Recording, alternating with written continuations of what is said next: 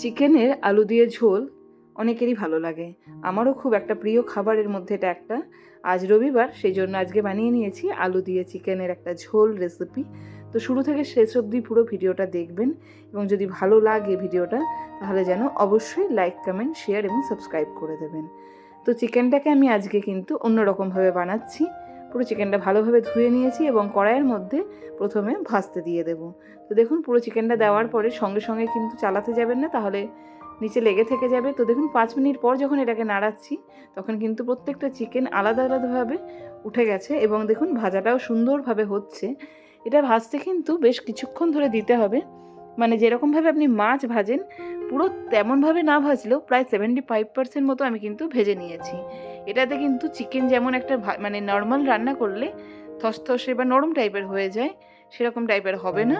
এটা একেবারে সলিড হয়ে থাকবে ভেতরে মাংসটা। তো দেখুন ভাজা হয়ে গেছে মাংসটা, ঠিক এরকম টাইমে আসলে আপনারা কিন্তু মাংসটা নামিয়ে নেবেন। তো দেখুন সবকটা মাংস কিন্তু ভাজা হয়ে গেছে এবং আমি একটা পাত্রের মধ্যে তুলে নিচ্ছি। সবসময় আমাদের একই রকম প্রসেস বানাতে বানাতে যখন মুখে একেবারে ভালো লাগে না, তখন আমরা কিন্তু এরকমভাবেও চিকেনটাকে বানিয়ে নিতে পারি। তো আমি 500 গ্রাম মতো চিকেন নিয়েছি এবং পুরোটাকে ভালোভাবে ভেজে নিয়ে তুলে নিচ্ছি।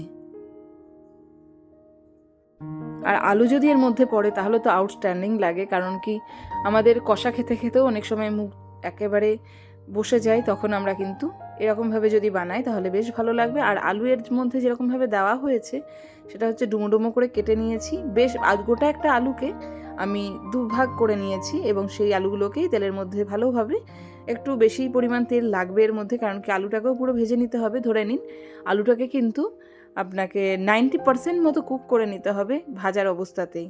তো দেখুন ভালোভাবে আলুগুলো কিন্তু লাল লাল করে ভাজা হয়ে গেছে এবং এটা আমি যেখানে চিকেন রেখেছি তার মধ্যেই একটু ভালো করে তুলে নিচ্ছি। এটা কিন্তু ভালোভাবে কুক হয়ে গেছে এবং যে কড়াইয়ের মধ্যে ভাজছিলাম তার মধ্যেই আমি আর একটুখানি তেল দিয়ে দিচ্ছি এবং এর মধ্যে দিয়ে দিচ্ছি চলুন ফোড়নগুলো। ফোড়নের মধ্যে জাস্ট আমি একটুখানি গোটা জিরে আর একটা তেজপাতা দিয়ে দিচ্ছি।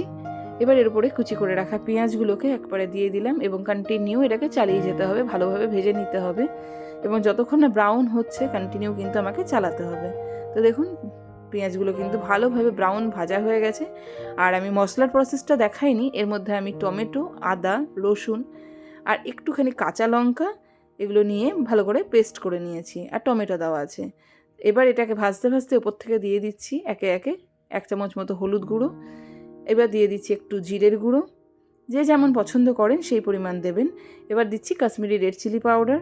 এবার এটাকে ভালো করে কিন্তু আমাকে কষিয়ে নিতে হবে বেশ কিছুক্ষণ, যাতে এর মধ্যে কোনো রকম কাঁচা গন্ধ না থাকে। আর যেহেতু আমরা মাংসটা আগেই ভেজে নিয়েছিলাম, সেই জন্য কিন্তু ভালোভাবে মানে কাঁচা গন্ধ যাওয়া অবধি ভাজতে হবে। এবার তেল যখন বেরিয়ে আসবে তার মধ্যে ভেজে রাখা আলু আর চিকেন আপনি একসাথেই দিয়ে দেবেন, কারণ কি আমি ঠিক প্রপোর্শনে এটাকে কিন্তু ভেজেছি। যেমন 75% মাংস কুক করেছি, আলু কিন্তু 80% কুক করে নিয়েছিলাম।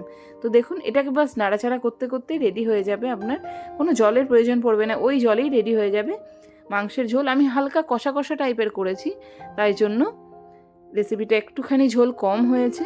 তো যার যার ভিডিওটা ভালো লাগবে তাহলে যেন অবশ্যই কমেন্ট করবেন, আপনার মতামত জানাতে ভুলবেন না। সকলে ভালো থাকবেন, আজকে এখানেই রাখছি। Thank you.